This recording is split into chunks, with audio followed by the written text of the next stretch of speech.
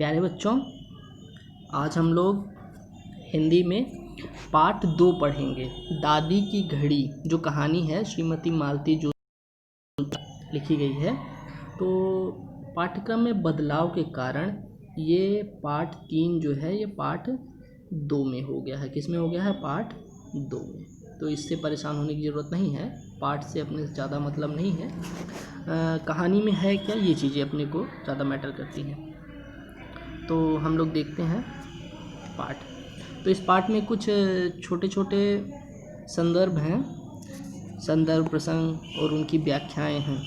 तो इन प्रसंगों को हमें समझना है, परीक्षा उपयोगी हैं, जिनको समझ के हमें देखना है कि क्या लिखा है। तो इसमें हम जूम कर लेते हैं इसको, है ना, ताकि अच्छे से दिखाई दे। घर में एक ही अलार्म टाइम पीस था और वह बारी बारी से दीदी या भैया के सिरहाने रखा रहता।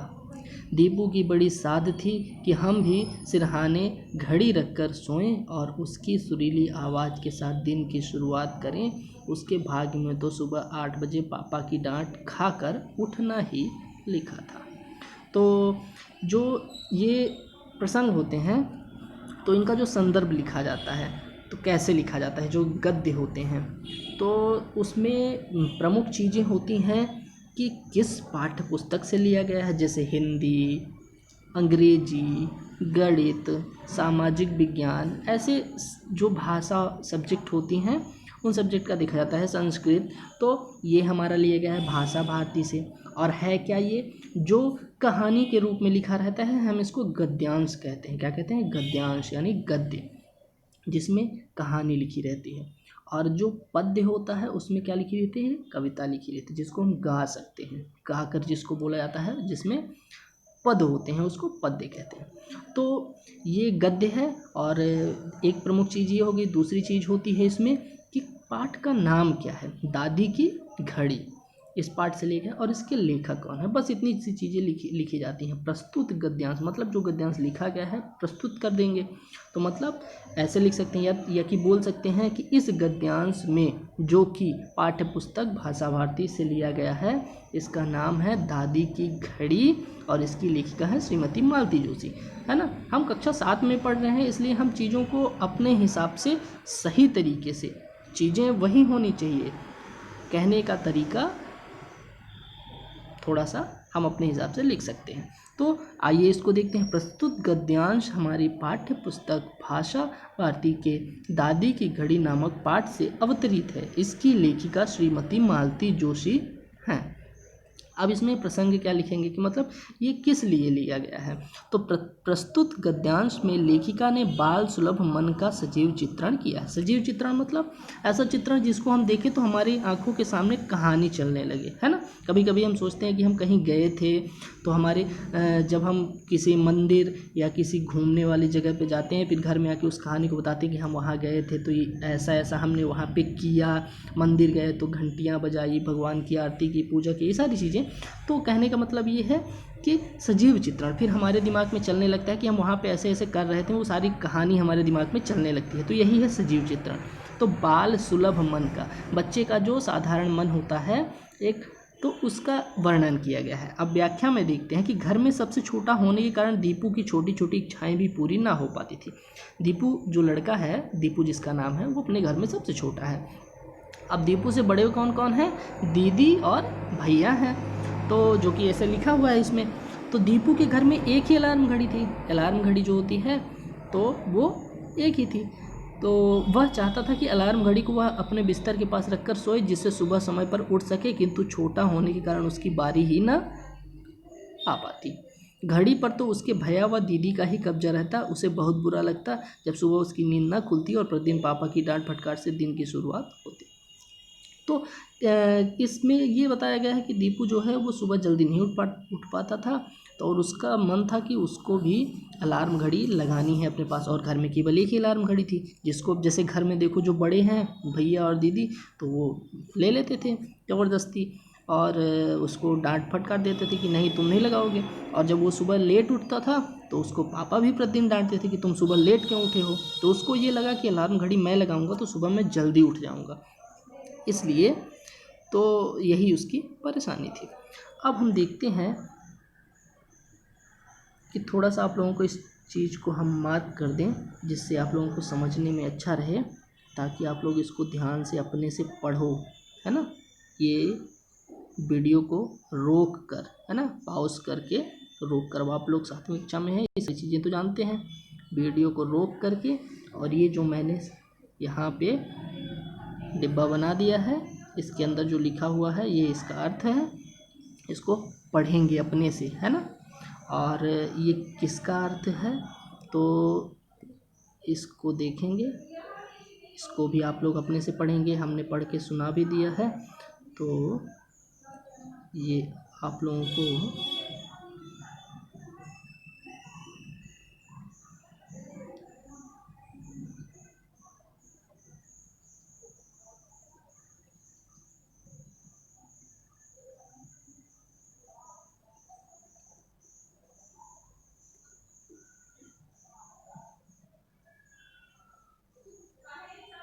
इसको भी अपने से रोक कर पढ़ना है, ठीक है। तो अब दूसरी लाइन पे हम आते हैं, क्या दिया है इसमें। इसमें कह रहा है, ये अलग अलग है, पूरा पार्ट से नहीं है ना, छोटी छोटी चीज़ों को उठाकर उसमें बताया गया है। जैसे इसमें अब देखते हैं हम क्या कहा गया है। मम्मी की सिफारिश काम कर गई। रात को घड़ी वाला स्टूल उसके सिरहाने था। उसे तो खुद चाय भी भरने की इच्छा थी, पर दीदी का चेहरा देखकर चुप कर गया। घड़ी मिल रही थी, यही बहुत था। रात भर उसे अलार्म के सपने आते रहे। उसने अपनी सारी किताबें तकिए के नीचे रख ली थी। टेबल लैंप लगाने की भी सोच रहा था, पर डर के मारे चुप रहना पड़ा, है ना। पूर्व की तरह जो संदर्भ लिखा हुआ है यहाँ पर, इसका मतलब है ये जो यहाँ पे ये संदर्भ लिखा है पूर्व की तरह, है ना। अगर नहीं समझ में आ रहा है तो देखते हैं, ये लिखा हुआ है पूर्व की तरह, मतलब जो ऊपर दिया गया है, ऊपर जो संदर्भ लिखा है ना, इधर वीडियो को पीछे करके आप लोग देखेंगे तो ऊपर जो संदर्भ लिखा हुआ है उसको ही लिखना है यहाँ पर। तो ये हो गया पूर्व की तरह। प्रसंग क्या है कि बाल हट कर सोने के सुखद सपने का वर्णन किया गया है। तो बाल हट द्वारा मतलब जो उसने हट किया था कि मुझे भी घड़ी रखनी है, उसके कारण उसको घड़ी तो मिल गई, इसलिए वो खुश है। तो वो क्या किया, खुश होकर जो अपने मन में सोच रहा है उस चीज़ को सपना कहेंगे, तो उस सपने का वर्णन किया गया है। तो क्या है, दीपू के जिद करने पर मम्मी को दया आ गई और उन्होंने दीदी और भैया से घड़ी को दीपू के पास रखने के लिए कहा। मम्मी जो होती हैं वो दयावान तो होती हैं बच्चों के प्रति, तो मम्मी ने अपनी दया दिखाते हुए बच्चों को क्या किया कि दीदी और जो भैया थे, बड़े बच्चे थे, उनको बोला कि दीपू को दे दो अलार्म घड़ी। मम्मी की सिफारिश से प्राप्त अलार्म घड़ी को अपने पास रखकर सोने के विचार मात्र से दीपू खासा उत्साहित हो गया। बहुत उत्साहित था वो कि मम्मी ने सिफारिश करके उसको घड़ी दिलवा दी। वह घड़ी में खुद ही चाबी भरना चाहता था, किंतु दीदी के चेहरे के भावों को पढ़कर वह चुप ही रहा। प्रातः जल्दी पढ़ने के लिए उसने सारी तैयारी रात में ही कर ली थी, है ना। वो क्या था कि वो सोचा कि घड़ी में मैं ही चाबी भरूँ, मैं कैसे चलाऊँ, उसकी उत्सुकता थी कि कैसे इसका टाइम सेट करूं, कैसे इसमें लगाऊं कि सुबह कितने बजे उठना है। लेकिन अब दीदी ने दिया तो था, लेकिन दीदी के चेहरे में गुस्सा भी थी। ऐसे ज़्यादा गुस्सा नहीं, पर कुछ उसको ऐसे लगा कि कहीं हमारी पिटाई ना हो जाए, इसलिए उस चुप रहा। प्रातः जल्दी पढ़ने के लिए उसने सारी तैयारी रात में ही कर ली थी। रात में ही वो सारी तैयारियाँ कर दिया था, अपने बुक्स वगैरह, अपनी किताबों को अपने तकिए के नीचे रख लिया, है ना। सारी तैयारियां कर ली कि सुबह उठूँगा और पढ़ूँगा। बहुत उत्सुकता थी उसको। तो अब देखते हैं, थोड़ा सा इधर भी है ना। रात भर उसे घड़ी के बजते अलार्म के सपने आते रहे। रात भर सोचता रहा कि किस तरह सुबह उठूँगा और कैसे अलार्म बजेगा, है ना। ये उत्सुकता सभी को होती है, खासकर छोटे बच्चों को। तो अब तीसरा प्रसंग क्या है, दीपू ने तरकीब सुनी तो आश्चर्य से उसकी आंखें फैल गई। दिन भर यही इंतजार रहा कि कब रात हो तो वह तकिए का करिश्मा देखे। रात को उसने सबकी नज़र बचाकर तकिए से अपनी बात कही और इत्मीनान से सो गया। सुबह उठा तो वही 8 बज रहे थे। दूसरे दिन भी यही हाल रहा, फिर तीसरे चौथे दिन भी। फिर उसने यह नुस्खा ही मन से निकाल दिया। समझ गया दादी की भूत प्रेतों और परियों की कहानियों की तरह यह तरकीब भी निरीगप ही थी। बच्चों, मैं इसको पढ़ के तो सुना रहा हूँ आप लोगों को, लेकिन हम इसको रोक कर पढ़ना है ना, तभी आप लोगों से पढ़ने की प्रैक्टिस होगी और अच्छा रहेगा। और संदर्भ जो लिखा हुआ है ये पूर्व की तरह यहाँ पर, तो ये पूर्व की तरह का मतलब है जो पहली बार लिखा गया है वैसे ही संदर्भ लिखना है, प्रसंग बस बदल जाएगा। तो प्रसंग में क्या बोल रहा है कि प्रस्तुत गद्यांश में दादी द्वारा दीपू को सुबह जल्दी उठने के लिए सुझाई गई तरकीब के क्रियान्वयन का वर्णन किया गया है। उसकी जो दादी हैं उन्होंने उसको कुछ तरकीब बताई है सुबह किस तरह उठना है, तो उसका वर्णन किया गया है। आइए देखते हैं कि कैसी तरकीब है। दादी ने सुबह जल्दी उठने के लिए दीपू से कहा कि वह रात को सोते समय अपने तकिए से अभीष्ट समय पर जगाने के लिए बोलकर सो जाए। दादी ने कहा कि जिस समय तुम्हें उठना है तो तुम अपने तकिए से यहाँ से लेकर ऐसे पढ़ते पढ़ते अभीष्ट समय पर जगाने के लिए बोलकर सोए। तो दादी ने उसको तरकीब बताई कि तुम अपने तकिए से बोल दो कि मुझे सुबह 5 बजे उठना है। तो दीपू ने अचरज और उत्सुकता के साथ रात होने की प्रतीक्षा की। दीपू ने अचरज और उत्सुकता के साथ रात होने की प्रतीक्षा की और फिर रात को तकिए से अपने मन की बात कहकर निश्चिंत हो सो गया। दीपू क्या किया कि रात होने की प्रतीक्षा कर रहा था और जो दादी ने बताया था तो वो अपने तकिए से बोला और फिर क्या किया, यहाँ से लेकर यहाँ तक पढ़ना है आपको, है ना। मैं मार्क कर दिया हूँ, इसको हटा देता हूँ तो आप लोग पढ़ने कर दिया। परंतु सुबह जब वह सोकर उठा, मैं यहाँ से पढ़ रहा हूँ, है ना, यहाँ से आप लोगों को भी फिर पढ़ना है, मार्क में हटा दूंगा। परंतु सुबह जब वह सोकर उठा तो हमेशा की तरह 8 बज रहे थे। उसकी तरकीब थी वो काम नहीं की, तकिए ने उसको नहीं जगाया।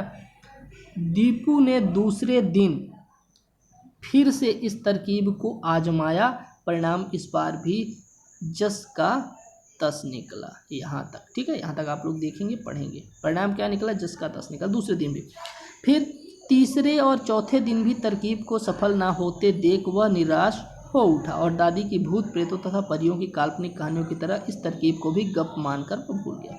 उसे लगा जैसे दादी भूत प्रेत की कहानियाँ सुनाती हैं कि भूत ये कहानियाँ सुना देती हैं सभी घर में, नानी दादी बुआ मौसी ये सब कहानियाँ सुनाती हैं ना, तो कहानियाँ क्या होती हैं, काल्पनिक होती हैं। तो उसे लगा कि काल्पनिक कहानियाँ जो हम केवल कल्पना करते हैं, जिस चीज़ को हम केवल सोचते हैं, जो होता नहीं है वास्तविकता में, है ना, तो ऐसा करके उसे लगा कि ये तो दादी ने मुझे काल्पनिक कहानी सुना दी। अब इसको आप लोग वीडियो को यहाँ पर रोकेंगे और इस व्याख्या को अच्छे से पढ़ेंगे। और इस व्याख्या को पढ़ने से पहले ऊपर जो लिखा हुआ है तीसरे नंबर में उसको पहले पढ़ेंगे, है ना, जो पाठ से लिया गया है उसको पहले पढ़ेंगे, फिर इसके बाद इस व्याख्या को, आप लोगों के पास सुविधा है, वीडियो को रोकेंगे और उसके बाद पढ़ेंगे, ठीक है। तो अब चलते हैं चौथी तरफ। दादी ने उसे और भी पास सटाते हुए कहा, दीपू बेटा तू तो पागल हो गया है, तकिया भी कहीं बोलता है, असली अलार्म तो हमारे दिल में होता है। जब हमें ज़रूरी उठना होता है तो यह हमें जगा देता है। घड़ी की आवाज़ तो तू बंद भी कर सकता है पर इसकी आवाज़ बंद नहीं होती, जगा कर ही छोड़ती है। तो प्रसंग इसका है पूर्व की तरह, है ना, प्रसंग क्या है, पूर्व की तरह, जैसे प्रसंग हो लिखा हुआ था, है ना। प्रस्तुत गद्यांश हमारी पाठ्य पुस्तक भाषा भारती से लिया गया है और पाठ का नाम क्या है, दादी की घड़ी, और मालती जोशी जी इसकी लेखिका हैं, श्रीमती मालती जोशी। तो अब देखेंगे प्रसंग। प्रस्तुत गद्यांश में दिल को ही वास्तविक अलार्म घड़ी बताया गया है। ये प्रसंग जो बताएंगे ना तो ये अपनी समझ से सोच कर बताना है कि इसमें आखिर कहा क्या गया है। तो दादी ने क्या बोला है कि असली अलार्म तो हमारे दिल में होता है।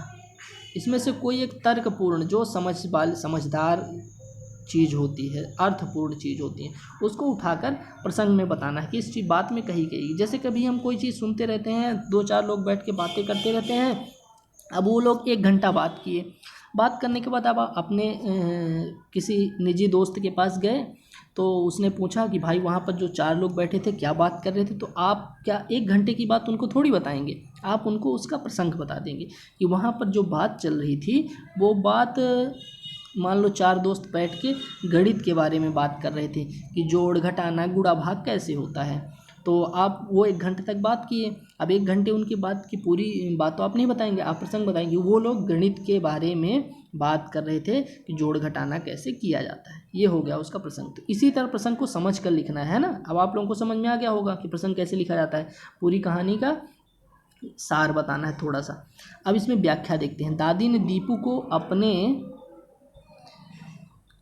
और करीब लाते हुए प्यार से समझाया, मतलब सटाते हुए कहा, मतलब और करीब लाते हुए समझाया कि भला तकिया भी कहीं बोलता है जो, हाँ यहाँ पर, जो दूसरों को जगा देगा।